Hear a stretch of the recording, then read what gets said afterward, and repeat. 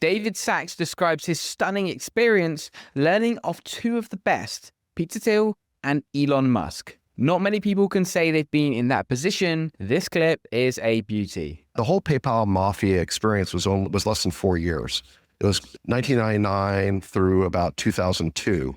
And we were the first company to IPO after the dot-com crash. People thought the whole dot-com thing was over. And then somehow we managed to survive the internet crash. There's a lot of stories about that. But then we IPO'd and then we got acquired by eBay. And then eBay never really made an effort to keep the talent. I don't think they really saw the talent as part of the asset they were buying. They were primarily interested in the payment system. And I think they kind of saw the talent as these renegades who'd be hard to manage or control. And they didn't really try. They just kind of let us all go off and do it. So you had this group of people who had this success, but were now kind of free to do other things. And they all kind of left to start companies. I call it, I say that it was less of a mafia, more of a diaspora. eBay kind of took over our homeland and burned our temple and kicked us all out. And we became a diaspora and had to go find other things to do, other places to live. Well, then your journey really starts, and you start to not only be kind of in a company, but you're starting to do new things as well. And you're even starting to create companies and invest in companies. Are great entrepreneurs born, or are they made? I think that the entrepreneurial desire is probably something people have to be born with, but I do think that you can learn a lot to facilitate that. And I learned a lot from the people I worked with. The two CEOs that I got to work for before I started my own company were Peter Thiel and Elon Musk. That was obviously tremendously beneficial to see how they operated in very different ways. You contrast them? Sure. At a very high level, Elon is incredibly hands-on. But each of his companies, he's got 20 reports, and he's very involved in every important decision, and certainly every product decision. And Peter is kind of the opposite of that. Peter is more of a delegator. He's more high level. He just wants to make sure that we have the strategy right, and then tries to hire good people and kind of just lets them do their thing. Do you see yourself as more of a leader like that, kind of higher level, or do you see yourself more as a manager?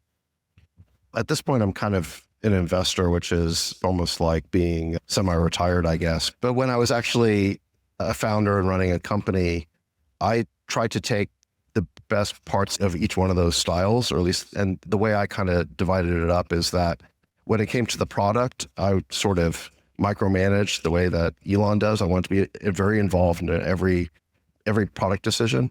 But when it came to other parts of the company, I just tried to find the best people I could and give them the authority necessary to do their jobs. And unless there was a problem, if there was a problem of some kind, then I would get very involved and people could kind of feel me breathing down their necks. As long as things were tracking well, then I would kind of just give people the room to run things the way they wanted. I recently had the opportunity to go down and have dinner with Elon Musk and go down to XAI. And one thing that I noticed is that on Tuesday, he's down at Tesla. At Wednesday, he's down at XAI. And then he goes to SpaceX on Thursday. Mm-hmm. On Friday, he's at Neuralink. Like every day he's concentrated on one company and the whatever problem that they're trying to solve then, and very singularly focused right there and very present. Is that how he was? And is that a fair characterization of kind of how he's working in this kind of unusual cadence? Yeah. And I think, although I'd say back in those days, he was just focused on one company. So now he's got like 5 major companies, but he just still works incredibly hard. I visited him recently as well. And I think I left around midnight and he was still going. I think he must have gone till 2 a.m. or something like that. I don't know anybody who works as hard as him. And I don't think there's anybody who not only works as hard as he does, but works how he does. It just is such an unusual cadence. Tremendous focus. And, he's really in the technical details of it. When he bought Twitter and did that transition, I got to see him work in a different way. What I saw him do was really get to the bottom of the technology. I think he spent about a month really drilling into every system in the company. And I could see him kind of putting together his mental model of how the whole thing worked. And eventually he had the whole thing in his head. And then he felt like he could manage it in the way that he wanted. And if you go back to when you were with him at PayPal with Peter, could you see at the beginning of that philosophy even back then, or has that evolved as he's had more experience? You could definitely see it back then. I think he was very focused on all the product decisions, technology decisions, and a tremendously charismatic leader. Getting to work under Peter Thiel and Elon Musk before starting your own company is like getting a masterclass from two completely different styles of genius level building. Sachs explained he worked for the two CEOs before starting his own companies, calling it tremendously beneficial to see how the two legends operate in very different ways. Think about the caliber of builders we're talking about here. Peter Thiel co-founded PayPal, built Palantir into a multi-billion-dollar defense giant, and was the first outside investor in Facebook. Elon built Tesla, the world's most valuable car company on Earth, made SpaceX the dominant force in rockets, and is now running 5 major companies simultaneously. These are people who built generational companies that literally changed industries, and Sachs got to watch both of them operate up close during his formative years, seeing exactly how they made decisions and ran organizations. Elon's hands-on approach worked because he has the technical depth and work capacity to actually be involved in everything meaningful. Most people can operate that way even if they wanted to. Peter's delegation works because he's exceptional at identifying talent and setting strategic direction. These are very different but both very valuable skills. The fact that Sachs could observe both of them and then consciously choose which elements to adopt for different parts of his business shows sophisticated thinking. But this is why the PayPal mafia was so successful. It wasn't just they worked at a successful company, they worked under leaders operating at a level most people never get to observe, learning principles that you just can't get from books or business schools. What is also fascinating is David Sachs is now working as the crypto and AI czar for the government.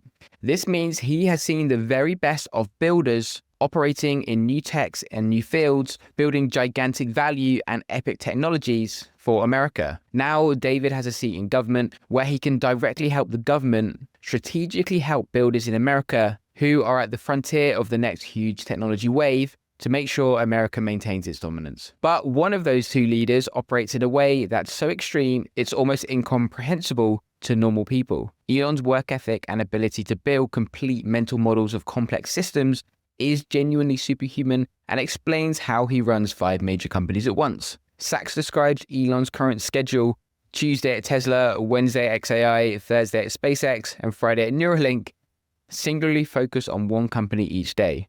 He visited Elon recently and left at midnight, while Elon kept working until 2 a.m. Sachs is saying he doesn't know anybody who works as hard, and he's been deep in Silicon Valley and the government, so that's saying something. Most CEOs struggle to run one company well. Elon is effectively serving as a hands-on CEO of 5 major companies, and they're not small companies. That should be impossible, but the way he structures his time makes it possible. Instead of trying to context switch between companies throughout each day, he goes deep on one company for an entire day. That allows him to maintain the level of technical involvement he's known for without his brain being scattered across 5 different problem sets simultaneously. But the real superpower is the mental model building. When he takes over a company or tackles a new domain, he doesn't just skim the surface. He spends weeks diving into every technical system, every component, every decision point. He literally reconstructs the entire architecture of the company, of how the company worked inside his head. Once he has that complete mental model, he can operate at a level that seems impossible to outside observers. He can make decisions about manufacturing in the morning, rocket engines in the afternoon, and AI training runs in the evening because he actually understands the systems at a deep technical level, not just a high-level strategy. And the work ethic component is what I think makes this possible. You can't build that depth of understanding working normal hours. Elon keep going until 2 a.m. isn't a new phenomenon. That does seem to be his standard operating procedure. He's been doing this for over 20 years consistently. This explains why Elon can enter established industries and disrupt them so quickly.